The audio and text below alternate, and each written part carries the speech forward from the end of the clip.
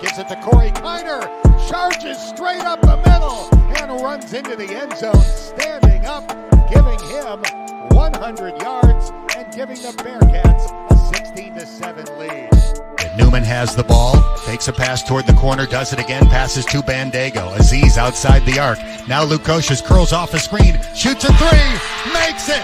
He made it. 3 seconds to go. The Bearcats up by 1. San Francisco launches from center court. No good. Simas Lukosius.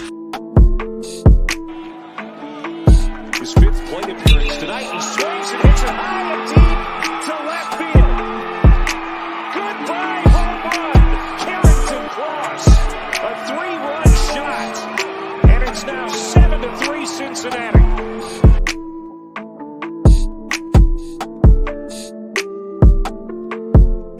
Ladies and gentlemen, welcome back to the GoBeercats podcast. I'm Brandon.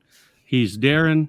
And as you can see, if you're watching on YouTube here, we are joined right away with Mark Harris from the Stomp the Bus podcast.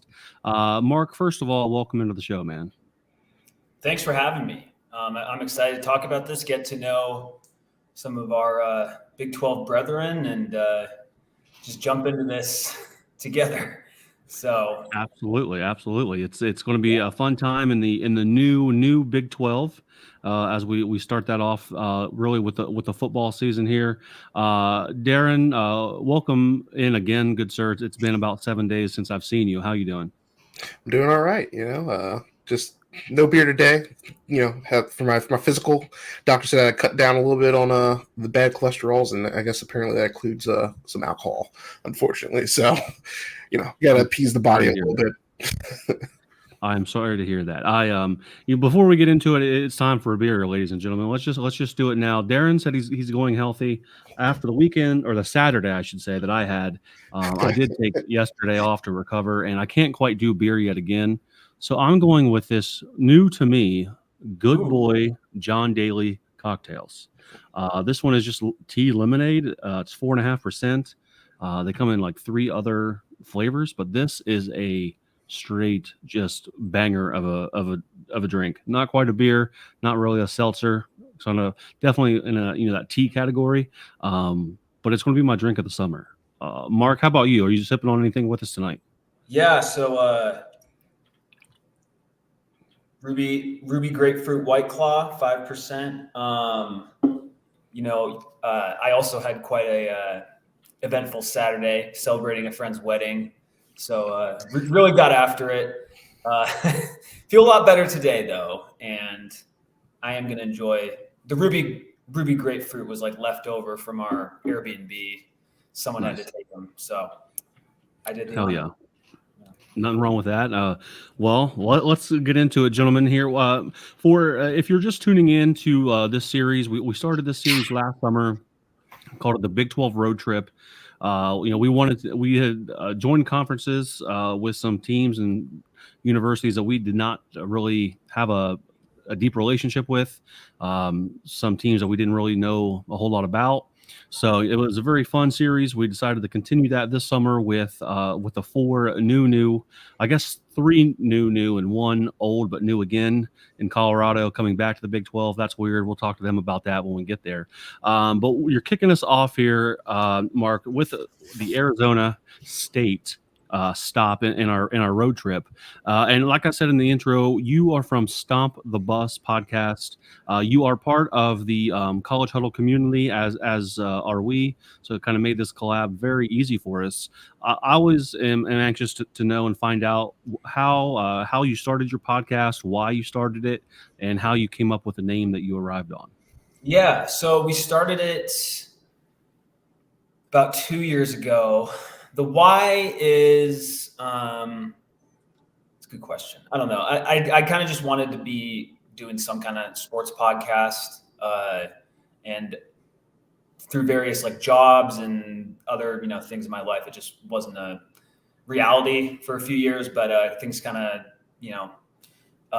coalesced in my life to make that work. And so, we started 2 years ago. I think our first episode was like, ironically, one of our higher viewed episodes on YouTube was like it was like conference realignment stuff.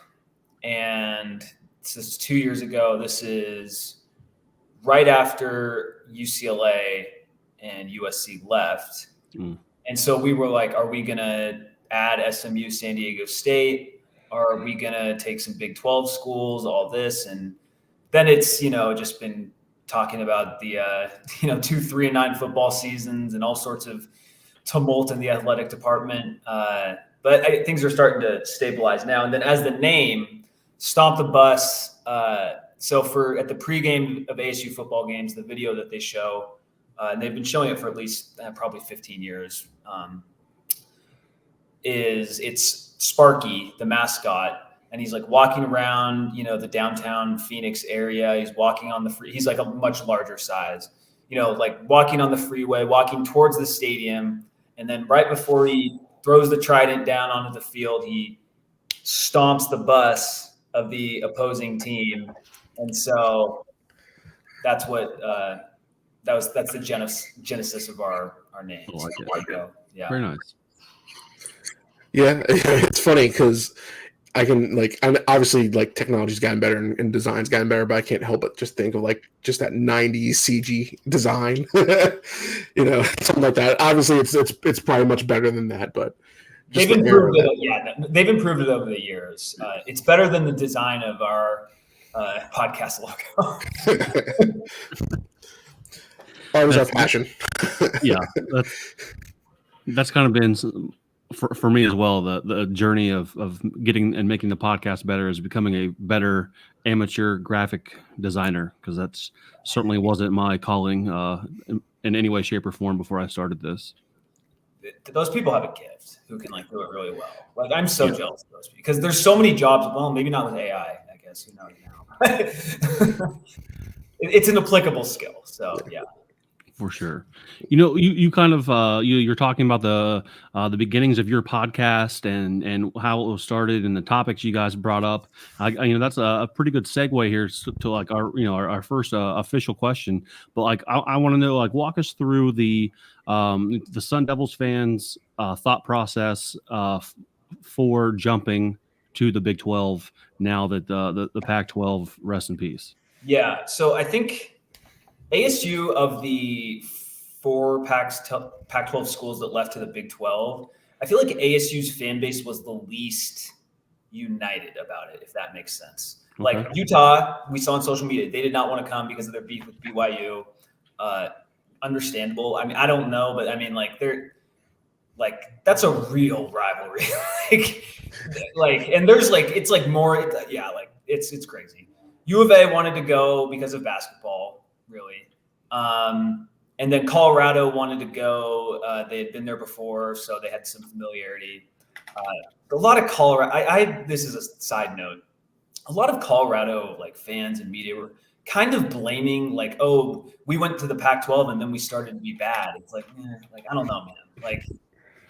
You guys were pretty bad in the 2000s in the Big 12 too. And they had one winning year in the entire Pac-12. So it's I don't know. I think they'll be decent this year, but after this year, I don't know, because the thing Colorado has zero. It doesn't have many recruits, and also the states it surrounds also have no recruits at all. So it's whereas Arizona, you're next to Nevada, you're next to California, you're in Arizona, you're more better set up. So anyway, that's a little side tangent, but looping it back to ASU. It's weird, when that was all going down, most of the ASU fans, mindset was just on, the NCAA investigation and, the end of the Herm Edwards era and just all of this other nonsense and, just palace intrigue of, why are things taking so long? Why, all this stuff.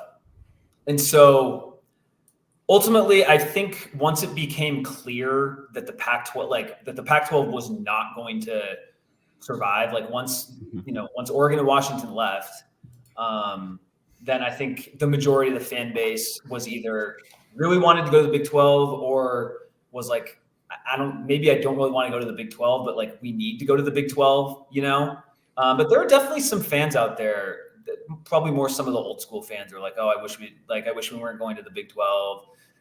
My retort to them is like, look, like other dominoes fell that this kind of was our option, like, would you rather be Oregon State and Washington State right now? Would you rather be Cal and Stanford? The answer is no. Like, you can complain about, this is the way things should have been and all this, but like in the moment, like you had to go to the Big 12. And Michael Crow, our president, did not want to go to the Big 12 at all. Like, he did not.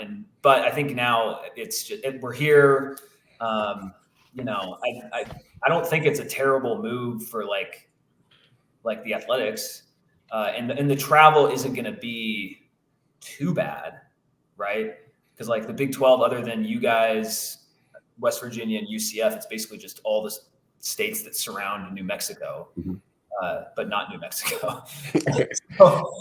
So like it's not like you've already traveled far before. Like, you've had to travel to Pullman, you've had to travel to Seattle. Like, those are long flights, and like going up to Oregon, that's a long flight, and that's like, you've had to deal with bad weather before too. So like some of that stuff I'm not too worried about. But yeah, I think there's kind of a recognition from the fan base that like we need to step up our game, just because a lot of the other most of the other Big 12 fan bases like really are invested in it and stuff. And I think the narrative with the Pac-12 not having that is a little overblown. I think that Stanford, Cal, and UCLA like really did a lot of damage to that, and so I think it's a little overblown, but it's also like, for like in basketball, like there are just less easy wins now, and there are less in football. I think it's weird because I don't think the Big 12 is ever going to have a team like Oregon or Washington from last year, and like doesn't have the high end capability of USC, but it's probably not going to have like Colorado 2 years ago, when they had Carl Durrell, or like Stanford's been some horrible teams. Oregon State's had some like super bad teams. Like maybe if Lance Leipold leaves Kansas or something, who knows? But yeah, I think it's just going to be. It's really interesting, And ASU has some ASU's been in conferences before with BYU and Texas Tech for sure. So there is some regionality. Okay. Yeah, I mean, it was way back in the day, but still relevant, I guess. So it's, I guess, to kind of put a bow on this, it's like there's a lot of mixed feelings about going to the Big 12, but I think most people are like, let's make the best of this. Yeah, I think I would. I mean, obviously from an outside perspective, I would agree.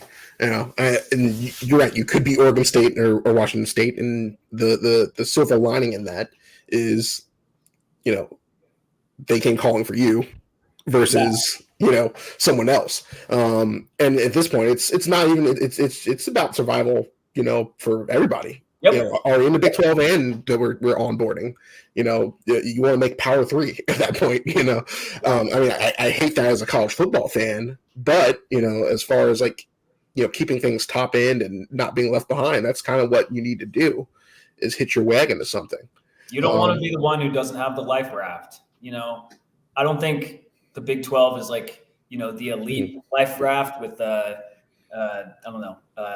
cup holders and heated seats like the Big Ten of the SEC, but it doesn't have holes in it either. So, yeah. So it's going to be super interesting. Like it's going to be super weird to see UCF come to Tempe and it's going to be a conference game. Like it's still really hard. Like I can wrap my head around Kansas. I can wrap my head around all the Texas schools.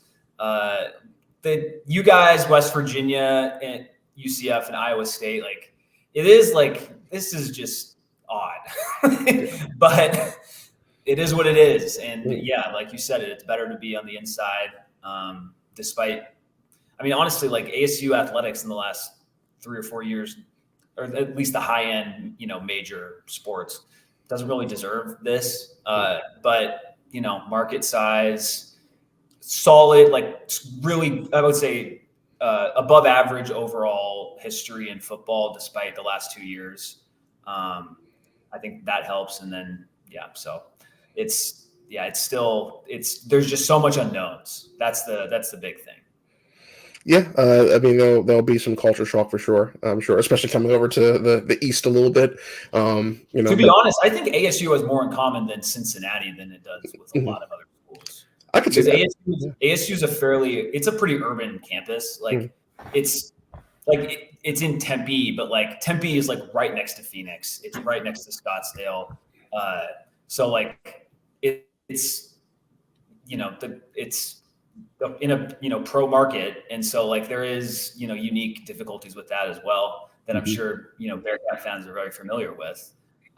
So I think ASU is more in common than with Cincy than like it does with Texas Tech or West Virginia. Even though Texas Tech's closer, I think it's just a much different vibe. Now you mentioned UCF. That's a good transition. Does your fan base really have like an online presence, or do you guys kind of pull it back and keep it local to papers and news stations and things like that? I think it's very in the middle. I've heard a lot of that UCF is pretty annoying on social media. So I haven't really experienced that. Like that's the thing is like being in the Pac-12. It's like you're kind of just like you just kind of care what's going on the West Coast, and I'm happy to interact with or see less interactions with Oregon fans, and a certain so like every group has their annoying partners, but I don't. It's gonna be like it's gonna be very interesting for sure. I'd say ASU fans. I'd say now today they're a lot more chipper and active than they have been, say, 2 or 3 months ago when we didn't know who the athletic director was. The horrible basketball season was sputtering to an end. There was, I would say, less trust in the football program than there is now because our recruiting is off to such a good start. I'd say now, like, there's a lot of, hey, we have the best recruiting class in the Big 12. Hey, we just got these 2 5-star basketball players, one of whom committed to U of A, which is still the craziest thing that I've seen. And so I think the fan base is doing a lot better now than it was a year ago. I would say for me, I thought coming out of the American Conference, I thought there had to be more people online and interactive in the Big 12 than the American, because unless you were UCF, and maybe that's about it.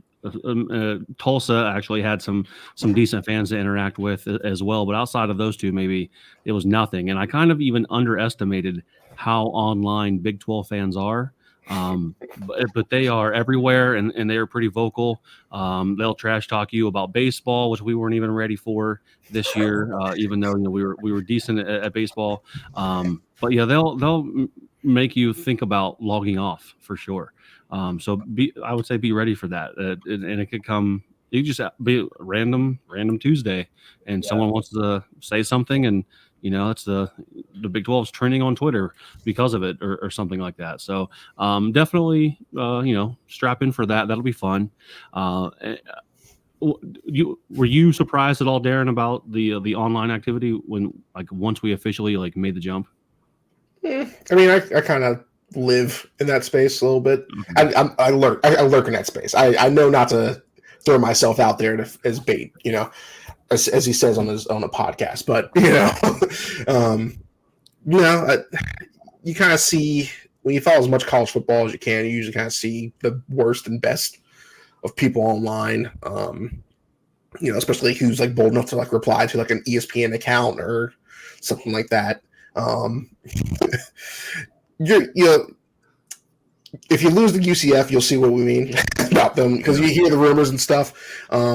I'd say Iowa State fans, surprisingly, they can track you down for no reason. Iowa State has a much larger enrollment than I thought. I didn't know it was 40,000 people, and so obviously that means they have a lot more alums. Yeah, they'll find you. You could not even tag them and mention something that has to faintly do with them, and they'll find your tweet somehow, some way, and track you down. Since you're moving to Big 12, obviously, what's going to be your favorite sport to go up, or your favorite Big 12 school to go up against in any sport?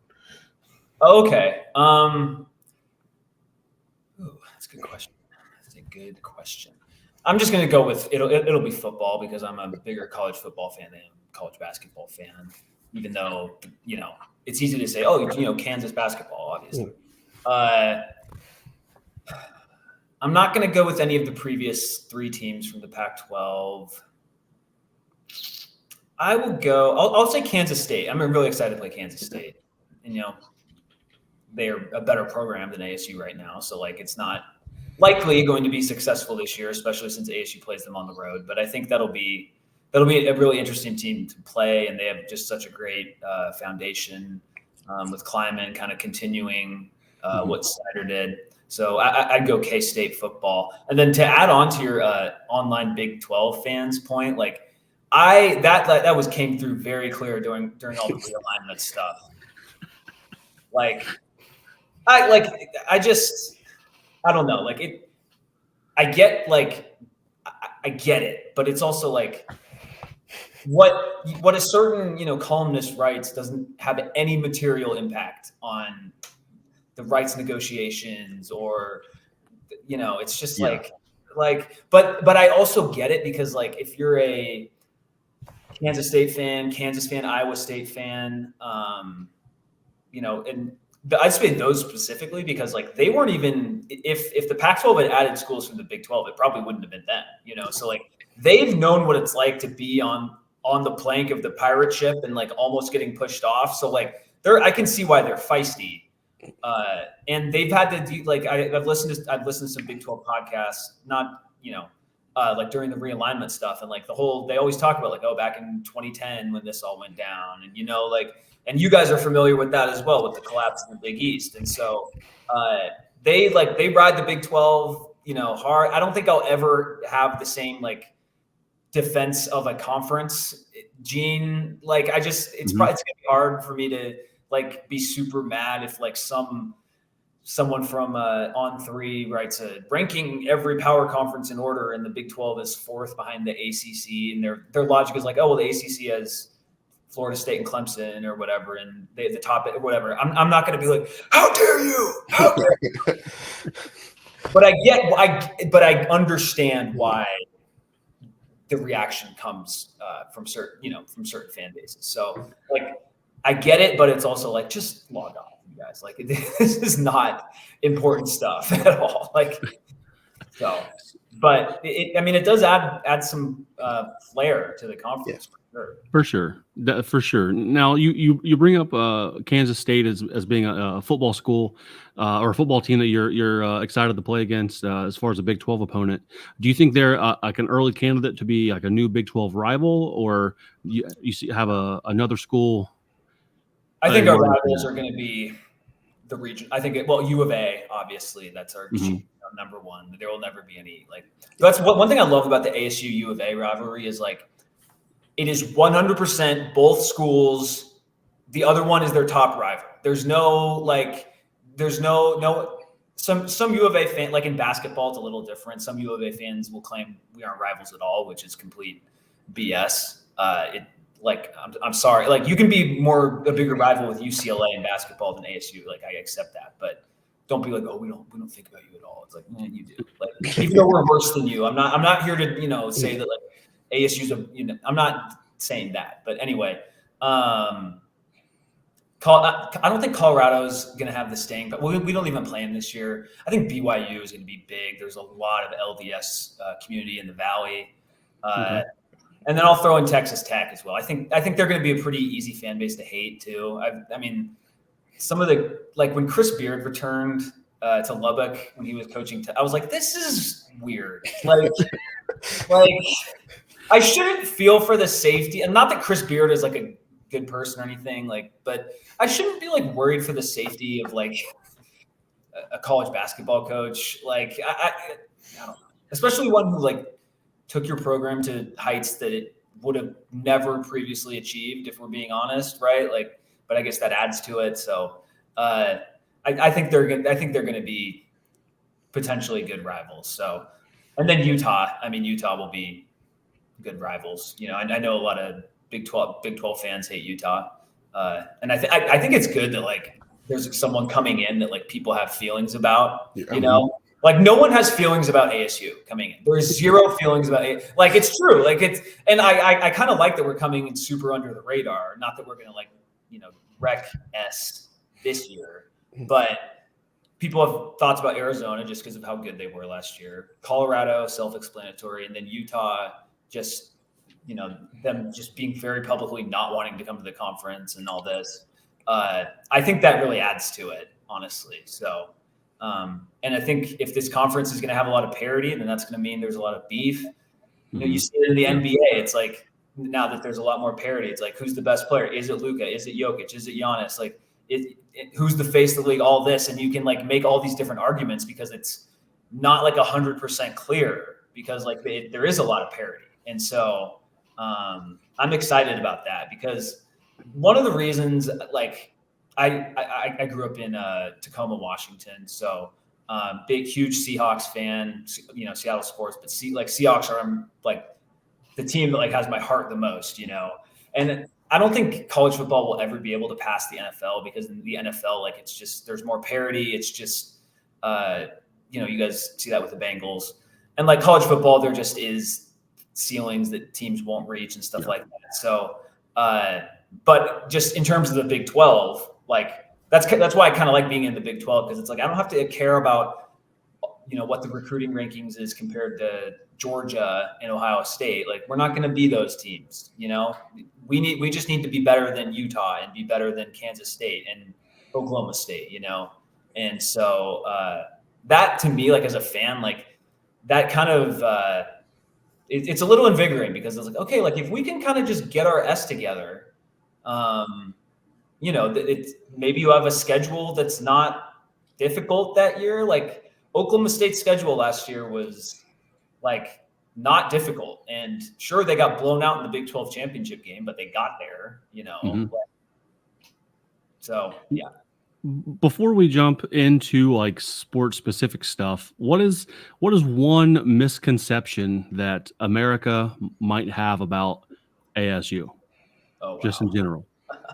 Well, I guess the one thing is like, obviously ASU has the reputation of a party school and it's well earned and it's accurate. I think that there's like some people like the questions I get asked are there's like a weird just tinges of just weirdness that come with it.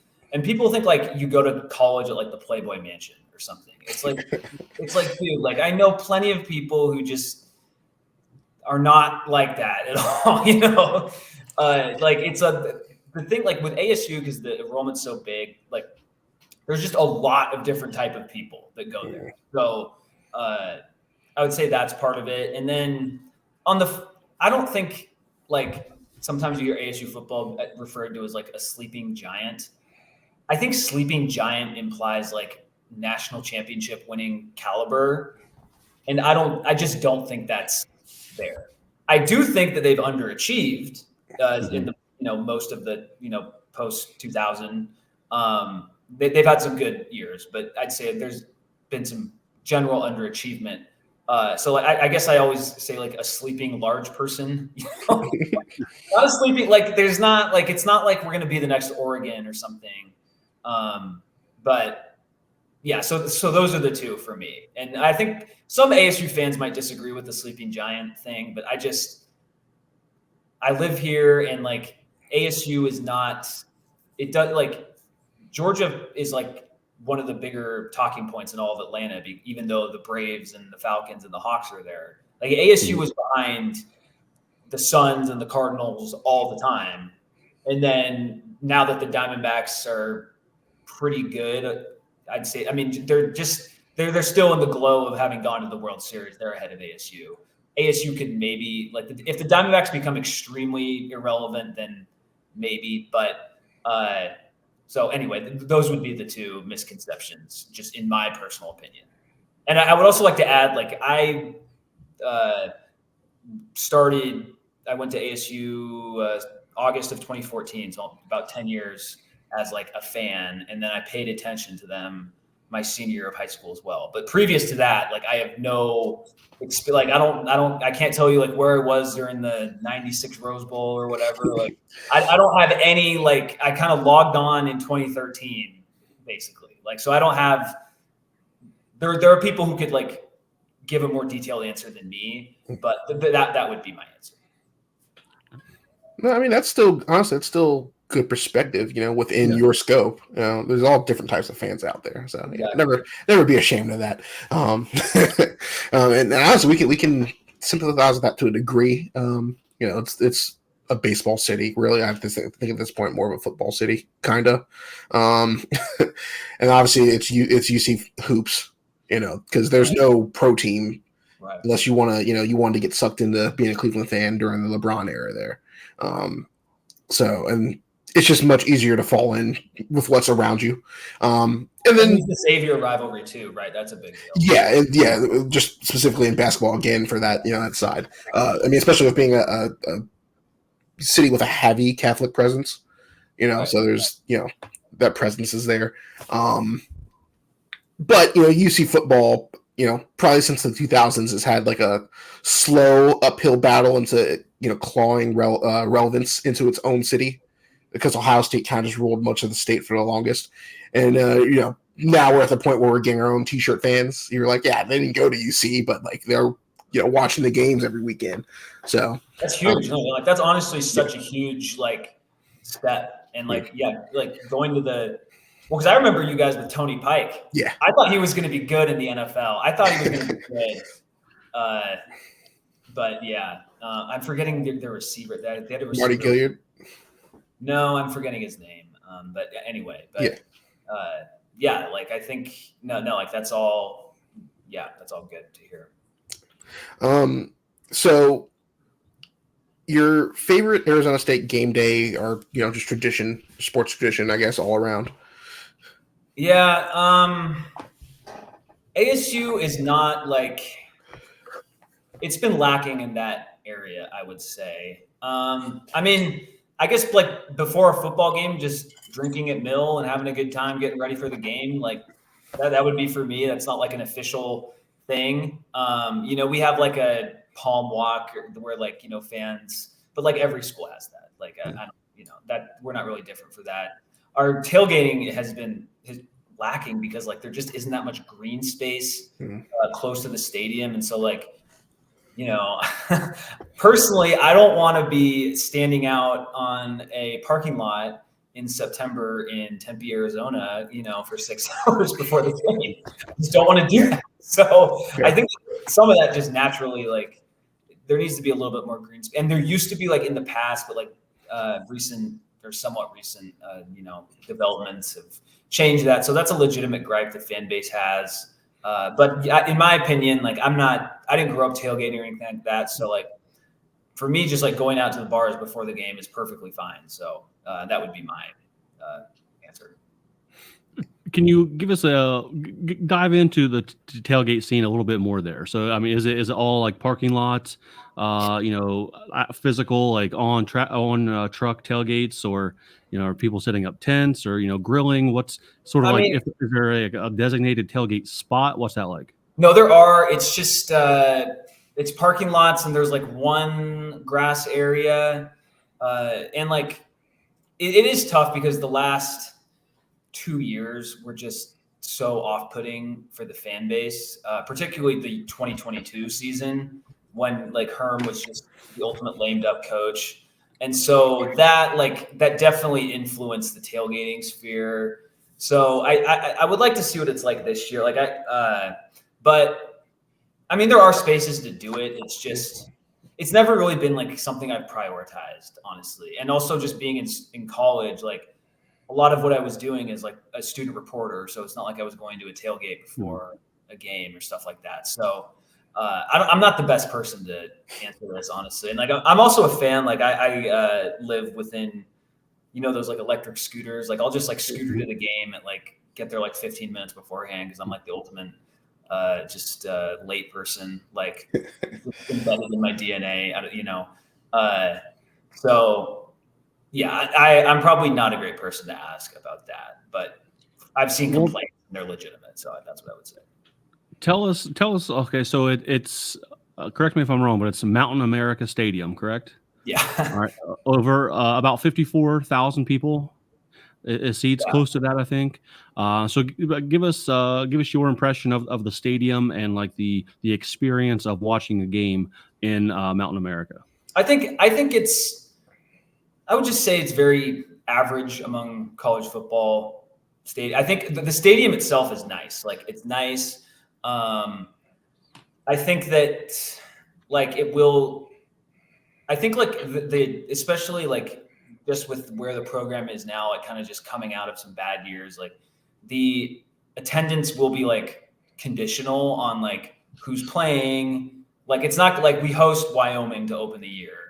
I would hope that like it's not like a super like there's not all sorts of empty seats, but like there will be some empty seats for that game. Then we host Mississippi State that following week. I think that'll be like a raucous crowd, a full house, So like I'd say like when I was in college, it was pretty good seat wise. I would say night games, like there are a lot of ASU fans who say they want day games later in the year. And it's not early in the year because it's just hot. But personally, like all the ASU games I've been to, other than maybe like one or two that have had awesome atmospheres, it's been a night game, So I think night games are great. I also don't have kids, so like, I'm only saying from my perspective, but I would say like a night game, like probably the most fun or one of the most memorable night games was in this Patrick Mahomes senior year, 2016, one of those two. And they come to Tempe, they score like 55 points and they lose 68-58. Yeah. Because you guys remember Kalen Ballage in the NFL? He was like a backup running back. Okay. Yeah, I heard the name. Yeah, you heard that. Yeah. He scored 8 touchdowns in that game. And like, it was just an absolute, one of the most ridiculous games I've seen, night game. And so like that's up there. So, and then my freshman year, they won 10 games throughout that season. And there are a lot of really good environments there too. So, if you're late in the year and, ASU's not having a good year, then it won't be that's like with any program, I guess. But, so I would say like overall, like, it's a good time, but it's not like you're going to like Nebraska where they have like sellout, however many long sellout streak or whatever. So it's like, it's better. Like I've heard people like during the realignment, so like kind of compare it to like Cal and Stanford. I'm like no, like, I'm sorry. Like that's just not, it's not like that. Yeah. Like maybe there have been a game or two where it was really bad, but you just knew as a fan that like the athletic department was just not putting its best foot forward. So it's like, am I really going to go to a game? Like I would go to the games, but I'm not going to blame someone for not going in that scenario. So.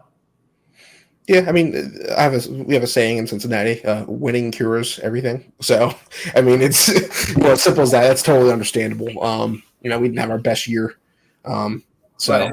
as a fellow 3-9 season last year, we totally understand. You guys sell beer in the stadium, or is it dry? Yes. Good news. Yes. So, what is the beer? So I have a 2-part. What is the beer of choice in the stadium, and then the game day food of choice within the stadium? Oh man, wow! The thing is, they have a lot of good food options. Like there's a lot of options. So the food, I don't have an answer for the food. The beer, I would say like the local beer would be like a Four Peaks, but you get a tall boy of like a lemonade. Spiked lemonade or something, that's good, or just like a tall Coors Light or something, whatever floats your boat, as long as it helps you enjoy the experience. Like it. Dealer's choice. So I mentioned obviously as a fellow 3-9er last year. What's the outlook for you guys coming into this season? Yeah, so I think ASU took some hits in the portal in terms of star power. There's no way around it. You lose Elijah Badger, your top receiver from last year, who had a good year. You lose Jaden Rashada, who has a lot of promise. I think his loss is a bit less impactful than like the average, because just Jaden Rashada is such a big name, but he was injured for 9 of the games last year. He injured himself moving apartments in the winter, and then Sam Levitt, who transferred in from Michigan State, he kind of just took the job because Rashada wasn't fully practicing, and so it's like, as a fan, you kind of wish that Sam Levitt had totally beat him out, I guess, but there was nothing. What else could he do? He just showed up and performed to the best of his ability. So. And then you lost some guys at the end of Jalen Conyers at Texas Tech, BJ Green on the defensive line. That said, the depth is much better. What doomed ASU last year, their offensive line wasn't that good to start. And then in the second game of the year, both tackles got injured. And so and that led to quarterback injuries. At one point at Utah, we had to start our 4th string quarterback. Ooh. Yeah. And the score was what you would think it would be. It was just, and it was actually not the worst experience as a fan, because A, it's happening in a lost season. Yeah. So that's easier to just deal with it. And B, it was so clear so early on in the game that this, this is way below replacement level stuff we got going on here. So that because for a lot of the year, Trenton Bourget had to be our quarterback, and he can move the chains and stuff, but he just has no arm strength at all. Ultimately, I think he's going to be a 6th-year senior this year. So because we also had Drew Pine, but he got injured, I believe, earlier in the year as well. So it's just all that just cascaded down. But I think the defense will be solid. The defense, actually had some really good games last year. So it's weird. They lost 29-0 to Fresno State. That was a game where the quarterbacks threw 8 picks total. And all of those 8 picks, I think Fresno State didn't score a touchdown on any of them. It was all field goals after that.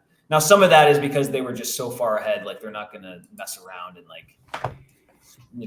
totally go for it. And then at Washington, they held Michael Penix's offense to 9 points on offense, and they lose the game on a pick 6. So it's just a lot of, honestly, there's a part of me that's just get all this out in this year. Now that we know that the team's bad and they took a bowl ban before the year, anyway, but I think the defense will be good. You have a lot of guys returning, and you have I think Brian Ward is going to be a name you'll hear on coaching searches, not this year, but in the future, just because he does run it's an innovative defense, and there's a lot of there's a lot of opportunities to get pressure. And then switching back to the offense, the offensive line depth will be much better. And I think the top end talent will be better as well. Receivers look great at camp. And then the running back room is going to be the strength of the team. Cameron Scadaboo was really good last year. You get Alton McCaskill, the transfer from Colorado, Rayleigh Brown, a former 5-star recruit, and every video out of camp is wow, he's shifty, but he's 5'8", 190, but he still has all his shiftiness and stuff. So he's not 5'8", 170, he's 5'8", 190. And so I'm so excited to watch him play. And then you have a few other really good running backs as well. And then I am interested about you guys, the former Cincinnati tight end, Shimon Mateer. Is that pronounced? Yeah. So yeah, it was weird because he transfers out of Cincinnati to Colorado spring. He's there for like 10 practices and then transfers to ASU, which is just the most 2024 college football sentence of all time. Just crazy. But 5 touchdowns. And, I watched Emory Jones play quarterback last year. He's starting college football quarterback, but probably not much more than that. That's a pretty diplomatic way to what are you guys' thoughts on Mateer? Just he was sort of dubbed as the next great UC tight end to a degree. But you also understand people wanting to leave that team, especially. Some fans are probably sour because some might say that he quit on the team, on the back end of that year, and then he moves and then doesn't stay at Colorado. And now he's at ASU. Right. So you can never truly know someone's heart. So who really knows what's going on with that situation? If he puts it all together, he'll be a good weapon for you guys. He should. He's got, the measurements, the skill, the raw talent. Definitely going to depend on if someone can give him the ball and then the team's whole. So, he's got it. It's just major upside. Major upside. Right. Can he use it? is the question. Will he use it? And obviously we just want to hope he does well in life. So. Yeah. Of course. Yeah. That's how you have to be with this. Like holding on to he transferred. Exactly. It's just like, even though I kind of understand that, I kind of understand, especially there are certain situations where it's like, man, because Elijah Badger, who was our best player, the 3 schools he visited were Washington, Florida, where he ended up, and then Arizona. And I was like, man, I don't want to have to be the guy. I don't want to have to deal with this. I do not want to have to. And thankfully, he didn't go there. So I'm like, but So it's a weird time, But yeah.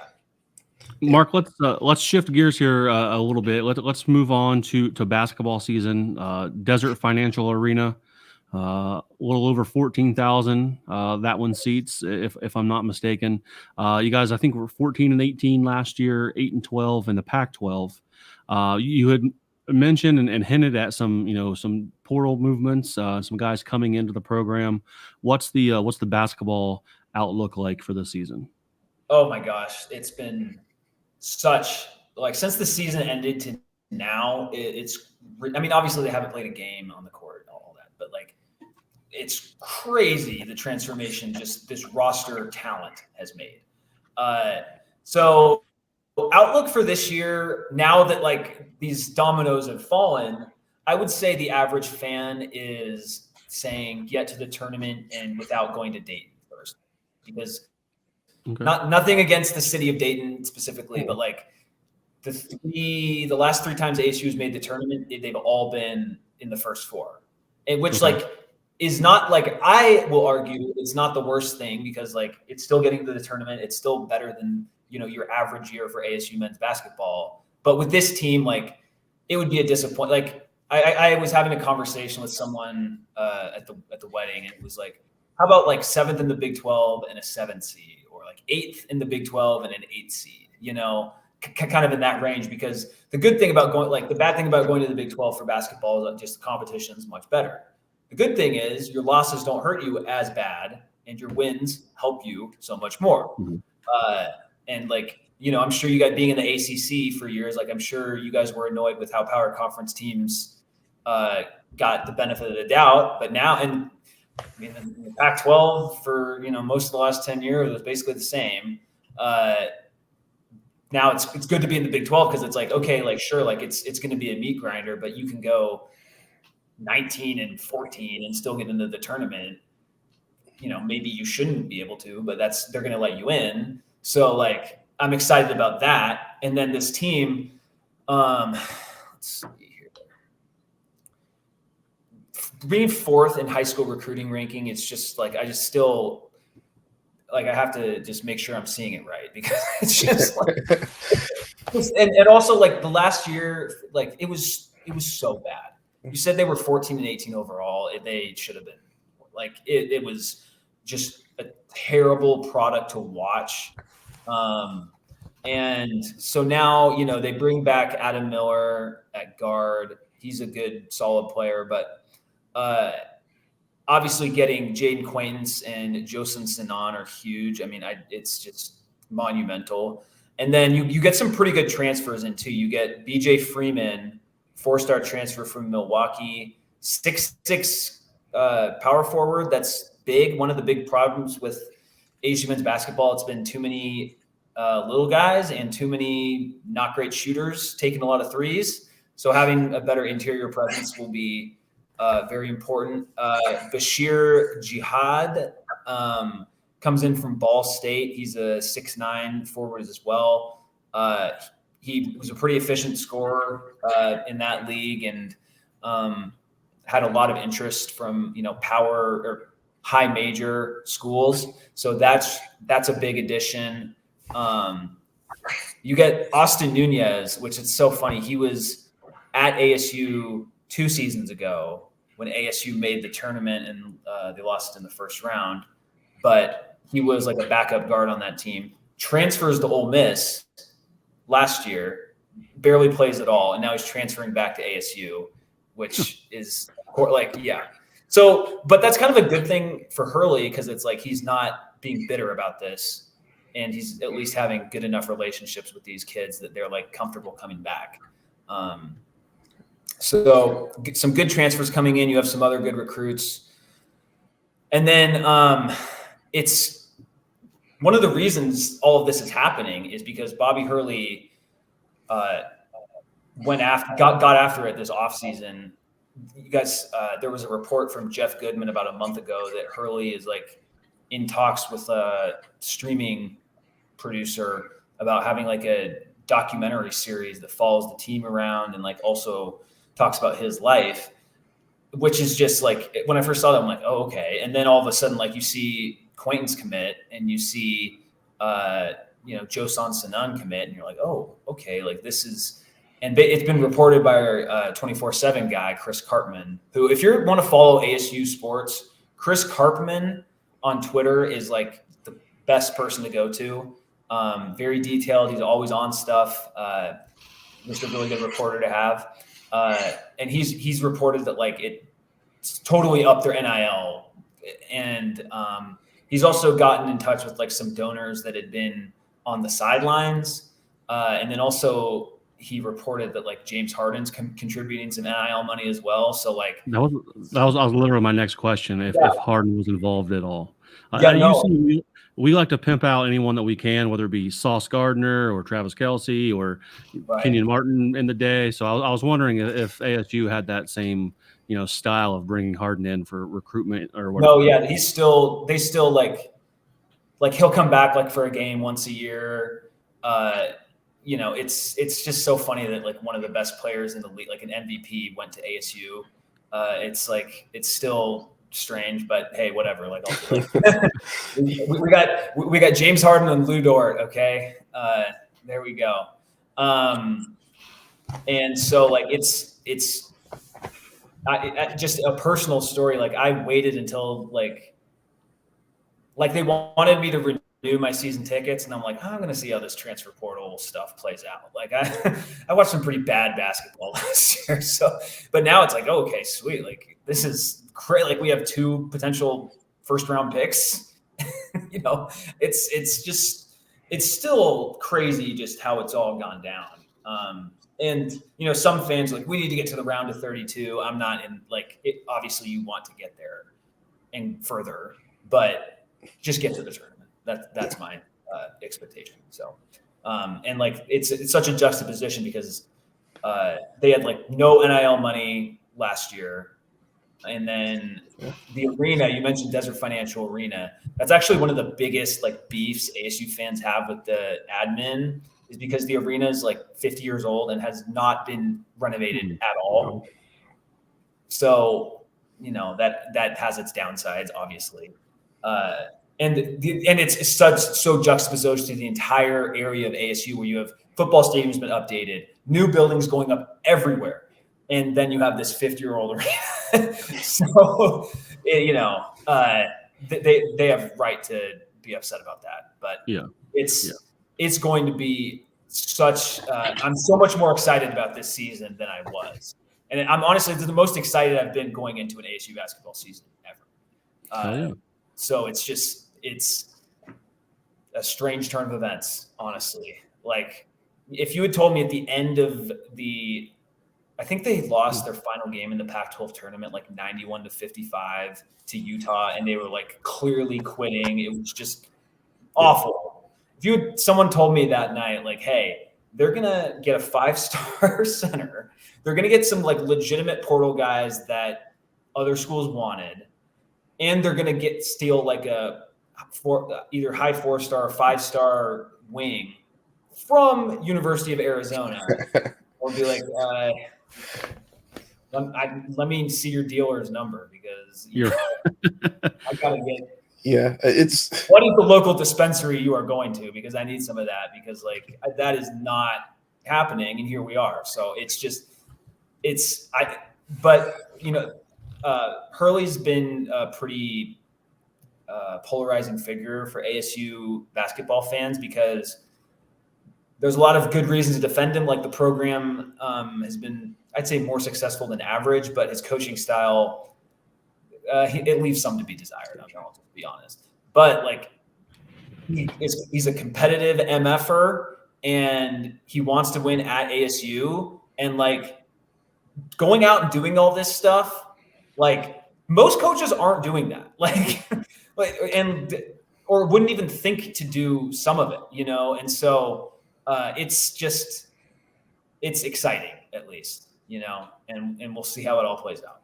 Yeah, shoot or shoot. I will say Big 12 basketball will make you fall back in love with basketball even more if you haven't at this point. You're talking about facilities, and I think I'm 90% sure this is going to be the answer for your third question, for my next question here. But what would be a third sport for ASU that they're particularly good at? And I have a guess here because we've seen it. That almost was it 7,000 like square foot golf facility out there. Would that probably be your third best sport? Or well, I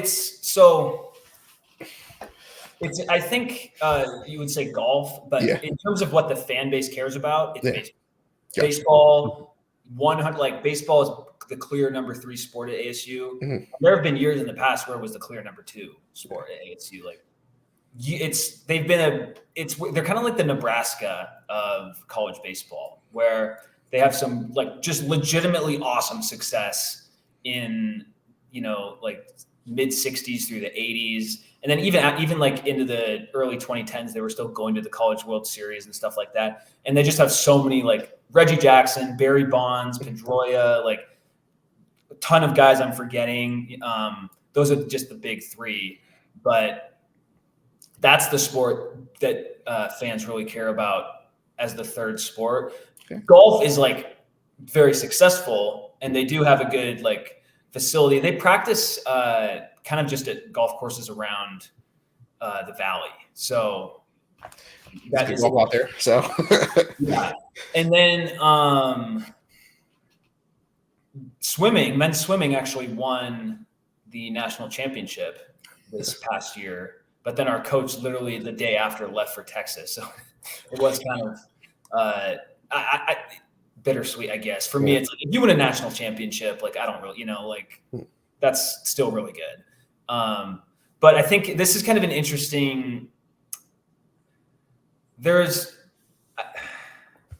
the main sports at ASU have been neglected, or like the main team sports, and women's basketball included and softball, have been kind of neglected in the past 5-10 years. And there's a good chunk of the fan base that's like, don't tell me about us winning the swimming championship, like, get football right or get basketball fixed. Like, I don't want to hear, like, because the joke was like, not the joke's not the right word, but like the example is like, probably like 5 years ago, they won women's triathlon, and they're like, oh, we won a national championship and all this. And it's like, okay, but like, we have huge issues in the sports that the vast majority of the fan base cares about.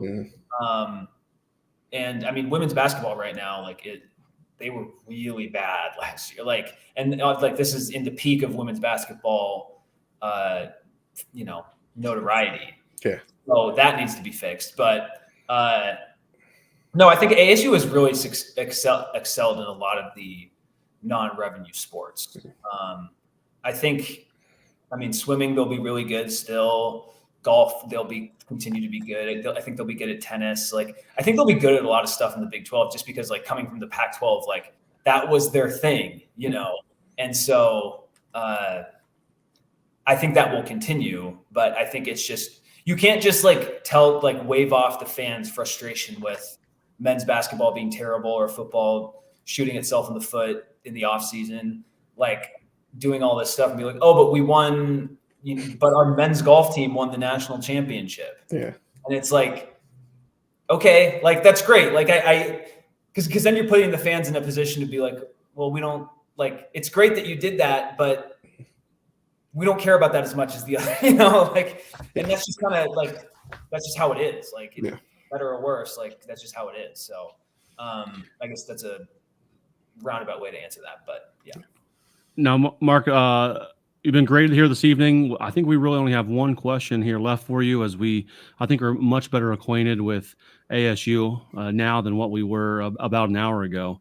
And I like to ask all types of guests this, even guests that we have on that are UC fans. But if you could add any sport that ASU currently doesn't have, if you could add that to the lineup of sports that they offer, which one would you pick? I don't think there is a sport that they don't have. I mean, we have a men's hockey program. Yeah, it's true. That's actually really doing well, or is on the right track. They're going to be in one of the best. I'll have to rack my brain.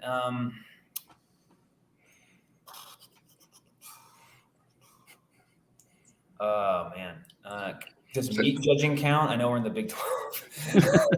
I would say equestrian sports, maybe, or something like that. Or I honestly, I don't know, skiing up in Flagstaff or something. The ASU ski team. We have a hockey team already. It's an ASU legitimately has all the sports. Some would say they're stretched out too thin. Honestly, I don't know enough about athletic department budgets to say anything confident about that. But I guess I'll just have to say, because I love skiing. I go up to Flagstaff every year. Grew up skiing and that. So for me personally, other people would have different choices. But I'd say that because they have basically. I guess you could say. I guess I'll say women's hockey. NCAA version because they have a club team. So I'll change that to women's hockey now that I've said it out. Good stuff. Yeah. So. Yeah. So, are there any questions? You've been great. Are there any questions you have for us regarding UC that you would like to know? Yeah. So this is kind of is the fan base is the expectation now to be as good as the team that made the playoff? Or is the expectation now to just be better than just be a solid team in the big what's kind of the expectation in football? The steps basically to it. So it's about stabilizing now in the Big 12. Obviously your best coach ever leaves, and right at the turn of you're transitioning out of the AAC into the Big 12. So obviously first you want to see improvement and go bowling this year. Then you want to see if that can improve and then make a run at the Big 12 championship. And then obviously from there, that's going to take care of itself. And you would hope to then, because they're expanding the playoffs. So, you want to make a deep run in that. And I think it's going to become more about that now that they've expanded it. That it will be, obviously you want to win a championship, but it's going to mean a little bit more to make it and advance a little bit. So there's steps we kind of have to come back out of in that case. So yeah, I would agree with Darren. I definitely said there's a faction of the fan base that doesn't believe in any of that. I think that we should be going to the college football playoff every year. But the majority of the fan base, I would say, are pretty in line with Darren's thought process. And are you guys like, what's the fan base's like support of Scott Satterfield? Because it seems, his ending at Louisville wasn't smooth. Like what are your guys' thoughts on him? Cincinnati fans in general, in any sport really, are just reactionaries. I mean, that may be consistent across the board for most sports, but when it's your own team, you kind of expect it, and you're like, well, yeah, it's bad, but you also don't need to like sail the guy down the river and like burn the boat. Right. I think the rational take is you hope he's stable. He's here to stabilize us. He may not be the guy, but he's a guy to be here for us. And if he can do better, great. Just don't be terrible at it too long. Like I said, winning fixes everything. You don't win enough, you sell into apathy, then the program suffers, and then people go away. And but your hope is, now we're on this upward trajectory. It's been, like I said, it's been a steady climb for probably the past 20 years, 30 years, that you keep climbing and you kind of have a new floor to sit at and you don't backslide too much. But yeah, I go bowling, Big 12 championship, and then again, the rest takes care of itself. But you got to win to bring people here and be the right guy. I will say the one thing I do like about Satterfield, and it remains to be seen if this is going to be a good thing or not, but I think I like the term CEO coach in this situation because of NIL and how recruiting's changing. You don't know if players are just going to at some point just get a pure salary, and amateurism changes. And maybe you need a guy like that who can kind of like top down, because we have our recruiting department's different than, it used to be, and then just more different than most schools. Like they have a built out, fleshed out recruiting department that, in a way could be its own thing. So, I think there's something to that if, that can change. And the quote from Louisville, at least that, we're told, is that it just was a situation that he walked into that he was never going to be able to excel out regardless, because of their expectations. And he was kind of already paddling uphill from the get-go. So, who knows? But I pass that to Brandon next. Yeah, I mean, I think a lot of people were, let's wait and see. That was like their mentality. I think he underachieved in year one. I think we had the talent and potential to go 6-6, and that didn't happen for, we've heard, people just not buying into his system and, kind of retooling the locker room and stuff like that.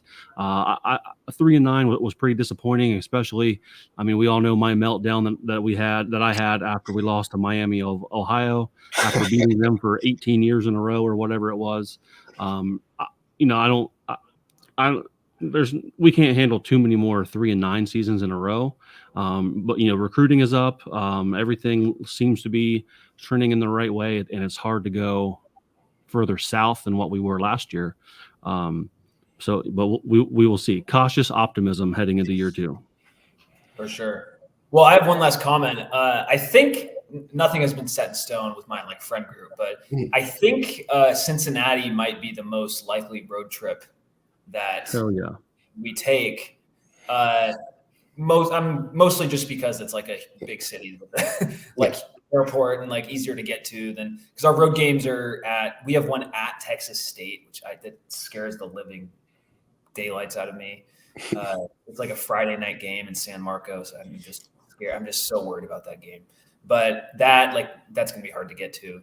Maybe at Texas Tech, because Lubbock's not that far.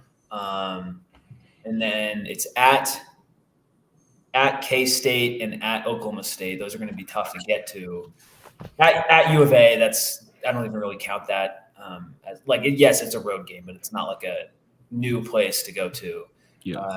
And then I think I named everyone. Maybe there's one I'm forgetting, but at Cincinnati is because I've you know friends on the East Coast and stuff like that. So and like that's just what my friend suggests. I'm like, oh, okay, I'd be fine to go to Cincinnati. You know, I've never been there. If you're looking for an elevator pitch, as you can see behind Darren, the Den tailgate that we're both affiliated with, let us know when you roll into town. Yeah. We'll set you up with the tailgating with us and our crew, a giant open tailgate. Everything's provided. You just show up and Venmo a couple dollars to our great and wonderful leader, and then you just walk to the stadium about 75, 80 yards and you're there. So if you guys end up in Cincinnati, I think it's like mid-October. Not too bad. Yeah. So it'll be, nice fall football weather here in the Queen City. We'll definitely make sure you do it right. For sure. And I just thought of this, like, isn't Nipper like kind of like tucked in within a bunch of buildings? Everything's right in the middle of campus. You can reach your arms out and touch the Nipper, the basketball stadium, the baseball stadium, and any sort of dorm or classroom building that you want to. It's all right in a very condensed urban campus. There you go. Yeah, buddy. Yeah. So that's good stuff. Anything else for us before we sign this one off? Yeah. I guess I would say to people that I might regret saying this, but the last 2 years specifically of ASU football is not the norm. It's the worst 2-year stretch since World War II era. And just I would like people to just because ASU's coming very low in a lot of these preseason lists, which I understand. I honestly do understand. I can't expect some national reporter to be tuned into everything like I am as a fan too. I am coming from I am a fan. Okay.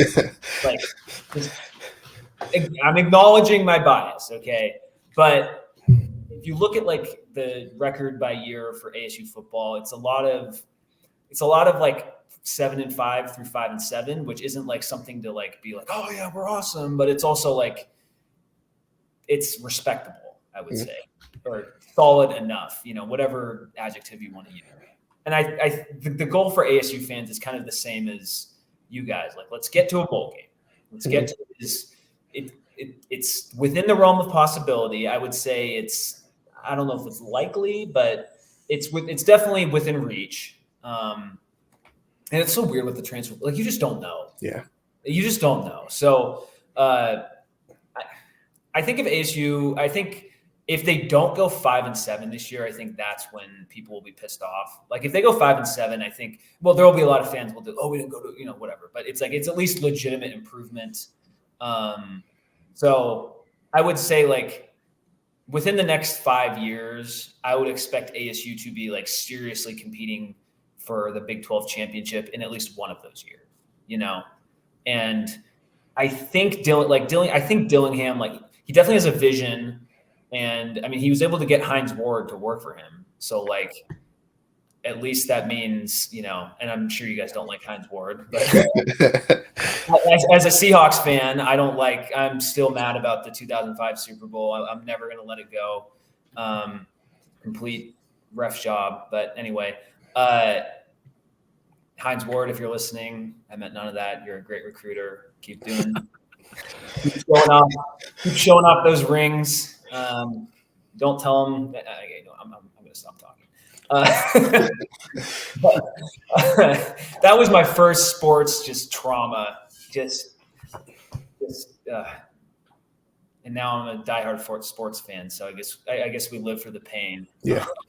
Oh, we're used to it. Certainly.